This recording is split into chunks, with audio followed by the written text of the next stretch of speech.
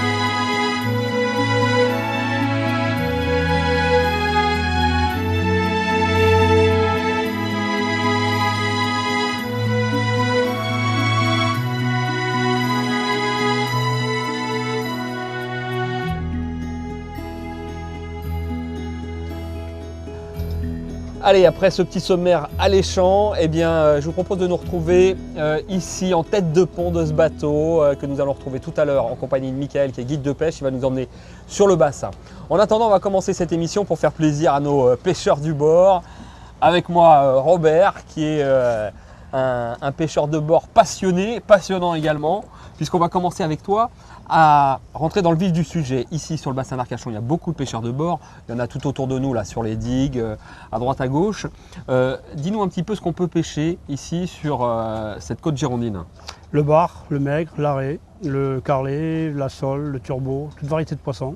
Et toi, c'est ta grande passion. Tu partages ton temps à courir, faire la Naviguer navette jusqu'à la dune du Pilat, revenir. Voilà, la dune du Pilat, jusqu'à de la Corniche jusqu'au Petit Nice. Voilà, alors la Corniche, pour ceux qui ne connaissent pas, c'est un endroit bien spécifique au pied de la dune du Pilat jusqu'au Petit Nice. C'est une autre plage un petit peu plus loin. Alors justement, en parlant de poissons qu'on peut pêcher du bord, toi tu pêches aussi l'arrêt du bord. Oui, les grosses ripastonagues. Ouais. Il y a deux records, une de 44 kg, une de 55 kg. Ici? Pris à la sardine, oui, à la plage de la Lagune.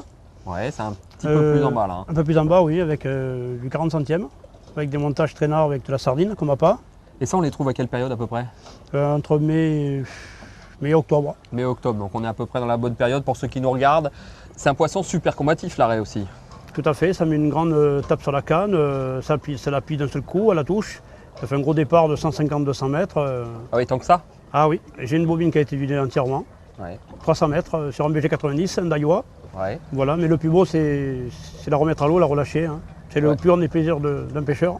Ouais. Pour les surtout grosses des poissons de ce poids-là, ça doit être impressionnant. Et l'envergure? À l'envergure, je ne me rappelle plus d'1,50 m de largeur.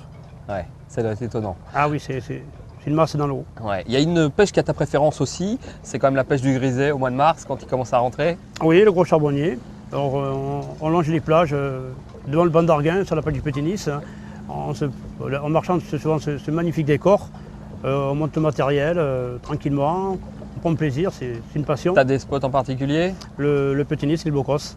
Ouais. C'est le nord du Petit Nice. Allez, pour ceux qui connaissent, comme ça, ce sera un petit c'est une clin grande d'œil. fosse, c'est une grande fosse avec des grands fonds, donc ça ne sert à rien de lancer très fort. Ouais. On est de profondeur assez plus de 20 mètres. Ah oui, il y a plus de 20 mètres là. Ah oui, il y a plus de 20 mètres. Alors oui. ce qu'il faut savoir aussi, c'est que sur la côte, on a des décrochés très profonds. Voilà, ce sont des tombants, Hein. donc on est obligé d'utiliser des montages adaptés. Ouais. Parce qu'autrement, le fil se prend dans le tombant et le pont reste coincé. Et là, c'est après, tout impossible. est coincé. Et alors, on perd les bas de ligne. Justement, moi je voudrais que tu nous présentes un peu deux techniques là. Et à propos des tombants, je crois que c'est celui-ci. Oui, mais les deux. On va commencer par celui-là. Ça, c'est un montage en pilote. Hein. Voilà, on va le déplier. Donc là, tu mets un plomb de combien? Ça, c'est un pont de 110 grammes. Ouais. Après, c'est suivant les coefficients par rapport au courant. Donc, on peut monter jusqu'à 150 suivant la plombée de la canne, éventuellement.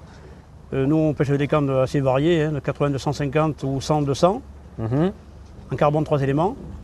Alors, le montage, lui, on a une tête de ligne, Ouais. un rayon baril, avec un corps de ligne en amnésia en 13 kg. Ouais.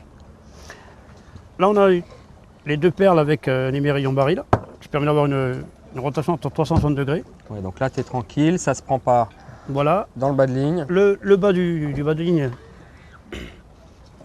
Et plombé. est plombé avec un plomb 110 grammes. Alors voilà l'ailette qui permet de remonter le bas de ligne à la verticale. D'accord, ça permet justement d'éviter de. Voilà, parce que comme les racler. tombants, Ouais. qui descend un peu plus de 20 mètres, donc le fil, c'est comme si on découpait un morceau de beurre. Hein. Ouais. Le fil rentre dans le sable. Le plomb, par la suite, il reste bloqué sur le sable. Il va se bloquer, le ouais, fait de d'accord. la torsion de la canne. Donc ce système-là permet de remonter en la horizontal verticale. jusqu'à la surface. Puis après, il devient en horizontal, comme un Ouais. leurre. Ouais. Ce qui permet de passer le tombant et de récupérer son bas de ligne avec le poisson s'il y en a un, bien sûr. Tranquillement. L'empile est beaucoup plus fine, suivant les poissons recherchés. Et bon, là, c'est pour le griser. Donc là, c'est un 30 centièmes, je crois, c'est du trilène, avec un hameçon numéro 6, octopus. Alors là, on place un petit stop flotte avec une petite perce, parce que quand le verre est enfilé dans l'hameçon, ce qui évite au lancer qui remonte sur l'empile. Ce qui Ouais. évite de louper les touches, parce que si le verre se placerait ici, le poisson va le choper. ne tapera pas un peu plus haut, l'hameçon, ouais. il tapera Ouais. sur le bas de ligne. D'accord, Voilà. donc ça c'est une des techniques que tu appelles Le montage en pile haute. en pile haute. En Ok. fait, c'est un montage où l'appât voyage dans l'eau en fait. D'accord. C'est une sorte d'hélicoptère. Voilà. Le deuxième montage, c'est Alors le deuxième, le voilà. un traînard. Ok. C'est un traînard assez particulier, parce que lui il a deux hameçons, donc on appelle ça sur le bassin un montage Wisbone. Donc on a le même principe avec la ailette, on va Ouais. y arriver à les faire. Là, elle est plus haute. Non, oui, elle est assez rapprochée de l'émerillon, parce que c'est un pile basse. C'est traînard bar comme on l'appelle. Voilà. Alors là nous avons la partie où on met le plomb, toujours pareil, c'est comme le sort de deux paravanes. Ouais. Donc ça repose sur l'eau, hein. Ça fait.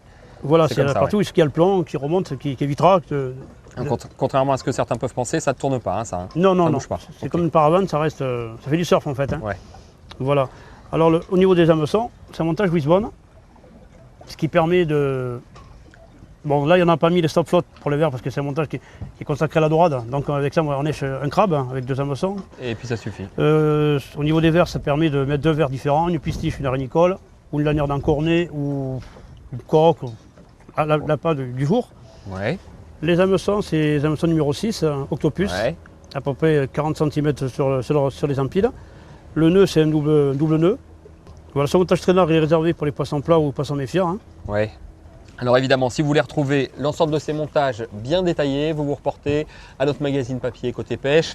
Vous allez y retrouver ceux que nous venons de voir et bien d'autres. Moi, j'aimerais maintenant qu'on parle de ce poisson, ce sparidé si particulier qui, comme bien d'autres sparidés, change de sexe. Voilà, il est femelle, il devient mâle quelques mois après. Ouais. Et on obtient des belles pièces hein, au niveau combatif. C'est un poisson très très combatif, de 1 ou 2 kg. Ouais. On le pêche avec divers appâts, Ouais. la pistiche, la rénicole, le filet de maquereau, Ouais. lanière d'encornet. Ouais. Et c'est très agréable à pêcher. Hein. Bonne sensation en bout de canne. Ah tout à fait, oui. Alors, je voudrais également qu'on souligne que tu es à l'initiative d'un forum de pêche Fondateur du d'un bord. forum, oui, Ouais. de pêche en mer, c'est www.surfcasting Airport. Surfcasting Airport, vous notez. Les gens viennent s'inscrire, ils postent leur compte rendu, il y a un partage qui se fait au niveau des montages, des coins de pêche, tout ce qui est passion de pêche en mer en fait. Hein. Ouais. Voilà, et c'est une très très bonne ambiance. D'accord, eh ben écoutez, ça c'est dit. Je vous invite à vous y reporter. En attendant, nous allons partir du côté de la Méditerranée. Cette fois, on va retrouver Didier et Minot. Vous allez voir, c'est deux passionnés. Ils pêchent très souvent ensemble. Et ils nous emmènent cette fois pêcher au Broumé.